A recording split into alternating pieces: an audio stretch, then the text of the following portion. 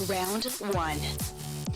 On round one, Tim Hudak is here, former leader of Ontario's Conservatives. He's now at Council Public Affairs. Dave Trafford is chief executive producer at Story Studio Network. Marion Nader is a former NDP insider and now CEO, Nexus Strategy Group. Let me start, and I don't know if it's particularly debatable, but it's disappointing news that apparently the White House used some muscle to call off some pretty important meetings that Doug Ford had planned in Washington. Dave Trafford, I'll start with you. And, you know, this certainly suggests a level of potentially hostility in the White House. And you have to wonder, why don't they want Doug Ford talking to business people? I don't know that it is hostility, to be honest with you. When you take everything into account, and if we get to the Gordie Howe Bridge, I think this is part of that story, because the Chamber of Commerce, you know, is run and led by Ross Perot Jr., and for the most part, the Chamber would have been in the hip pocket of the Republican Party. Since Donald Trump came along, they are kind of the outliers. They're the guys who, you know, are doing a lot of complaining about what might be going on. So it would have been a good thing for sure for the Premier to sit down and meet with the Chamber. But it seems like an odd combination of influence to have the White House all of a sudden be able to somehow pressure a group that doesn't really align with his perspective on tariffs and trade and all those sorts of things, because they're free traders, right? So I think there's something else going on here under the surface. And then again, you look at the Gordie Howe story. I think that there's something moving here in terms of where the talks are going, and I give the Premier all the credit in the world. He is down there. He's doing what he should be doing. He's not going on Wolf Blitzer cheering for Democrats. So let's put that in the on the table. But I think for the most part, this is a measured effort by the Premier, and I think the Chamber of Commerce canceling is a curious thing. I don't think it's hostile. Tim Hudak, it does kind of make glaringly obvious that the American business community is mostly not on board with Donald Trump's tariff agenda. Well, that's true, and we've known that from the beginning. Trafford had great comments there, so let me go big picture. There has been no leader in Canada more impactful and on the right track than Premier Doug Ford, and he's there with his Economic Development Minister Vic Fedeli, who's part of my team, doing a great job. They really get what you need to do, and that's to convince Americans that, getting back to an open trading relationship is best, not for Canadians, but for Americans. I had the honor of going down with Premier Ford and Minister Fedeli when they were there in 2025 as part of a business delegation, saw them, in hand-to-hand combat, so to speak, with American officials. I'll tell you one story, John, that one U.S. Senator hosted a reception for us. And he made the joke that, we don't want you Canadians to become the 51st state. You all voted for Trudeau. And he really emphasized Trudeau. He said, maybe we'll take Alberta and Saskatchewan. So I really appreciate the Premier's. And let's not forget, he was just down in Texas just about a week or so ago. He met with the chair of the Chamber of Commerce, made those business connections on his flight schedule, South Carolina, Utah coming up. By getting American allies on board that is good for both of us as part of Fortress North America, Doug Ford's leading the way. And Marion, what do you tease out of the fact that apparently it was the White House that kiboshed some of Doug Ford's meetings? Well, I mean, it's very clear. I mean, obviously, this is not a scheduling issue. They were sending a message. And it tells you everything that we need to know about the CUSMA negotiations and what's at the table.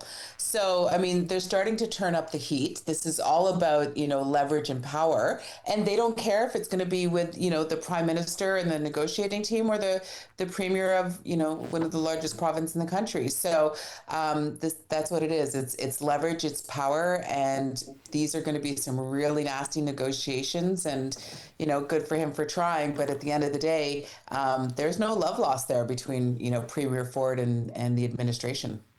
Meanwhile, Doug Ford in Washington, as we said yesterday that as soon as Canada and the U.S. have a trade deal, U.S. booze will come back, but not before. Yeah, well, I just want to get this deal done, and I can assure you once that deal's done, I'm going to be sitting down and bringing all the booze back on shelves in Ontario, and everyone's going to be kumbaya. It's going to be good. Would you consider putting booze back on the shelves before USMCA? No. I just want to get this deal done, and then we'll put that booze back on the shelves, and we welcome everyone.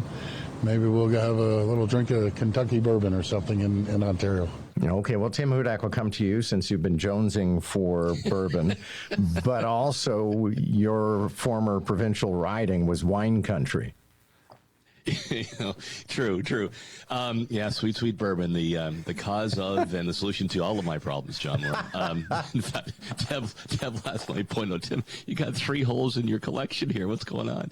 So look, it's the right move. He cannot put the booze back on the shelves until this is fixed. This is a very standout, visible thing, and it has had an impact on the American side that there is a price to be paid on both sides of the border when things break down.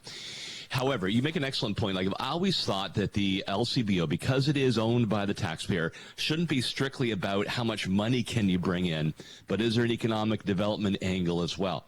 And so, no doubt right now, whether it's the craft wineries, whether it's the craft beer, whether it's the, big beer is kind of international, they'll be lobbying to try to maintain some of those shelf space gains. And my guess is it ends up somewhere in the middle. At the end of the day, that's a good thing. I'll still get the access to my bourbon, sure, but I do think the LCBO has a public role. As long as the government owns it, the taxpayers own it, it should also have a factor, how can you support local economic development?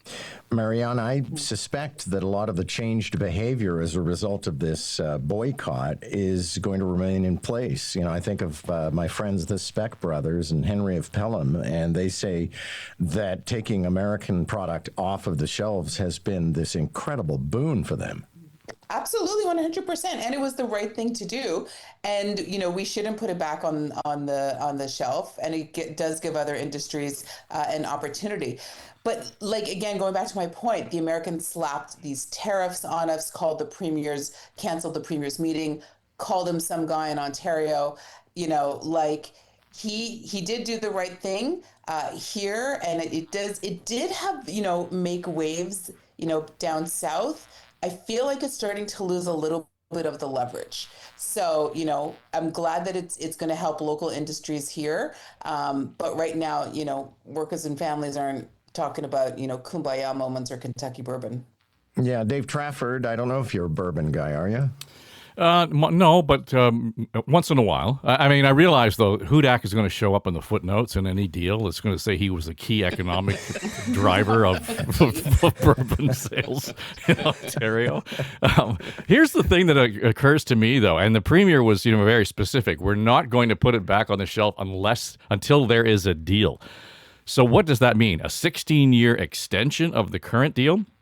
At this rate, and I thought Brian Lilly's analysis prior to the Premier's trip south this week was really good on this. And Brian was pointing out the Americans are not likely to cancel with 6 months' notice, nor do they seem inclined to go with the 16-year extension. So we may be in this year by year by year by year nitpicking all the way along. This sort of status quo is where we are right now, where we will not have a deal. And that in and of itself is interesting just because of the way we're going to have to cope with this. But to your point, John, around our habits, and we get in the habit of buying, a Canadian or a product, et cetera, at the expense of the Americans, even if they put it on, would the market come back? Then that's a legitimate question if this lingers on. Yeah, I'm not finding it. I know, Tim, it's like Lent for you, not being able to get bourbon, but I'm not missing American wine. This has been a boon. There's no doubt about it. I was proud to represent one of the ridings of the most Ontario wineries anywhere in Canada. And this did give a chance for greater exposure. And people said, this is a really good product, right? And this creates jobs not only in the wineries, but spin-offs in agriculture, spin-offs in tourism. And I do hope there is a permanent shift. Look, I dealt with this. I was a minister responsible for the LCBO. I'd have the pressure from, the foreign alcohol producers that would threaten lawsuits if they didn't have, proper access to the shelves. And I just always felt there's a balance. Yep, we need to have good choice at the LCBO on the shelves, American, Italian, French, what have you. But at the same time, I do think there's an economic driver, and I hope that we do see a permanent shift to open up, particularly for our craft wineries and breweries in Ontario. Community activists in the gay village are pushing back because the city is proposing effectively closing Barbara Hall Park, which is right next to the 519 Community Center on Church Street, closing it by the night hours. Dave Trafford, let me come to you first on this one.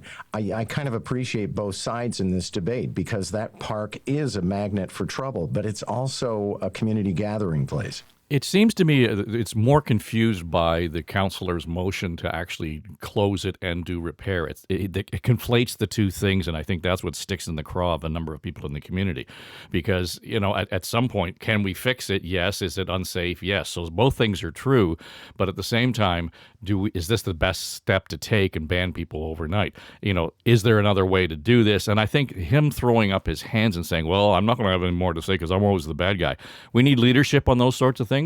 So if there's a security problem in an important, public space in downtown Toronto, let's deal with the security issue and let's deal with the maintenance. So you can do two things at the same time here without, I think, restricting accessibility as much as they want to. I mean, I have a crazy idea, but maybe you just have a police officers stroll through there every hour or so in the middle of the night or wherever there's a problem and clean it up. But the statistics around the number of needles that are picked up, the problems that they have with drug abuse, and et cetera, in that park overnight, there's a problem that we're not dealing with there that seems to be the issue that we're kind of all stick handling around.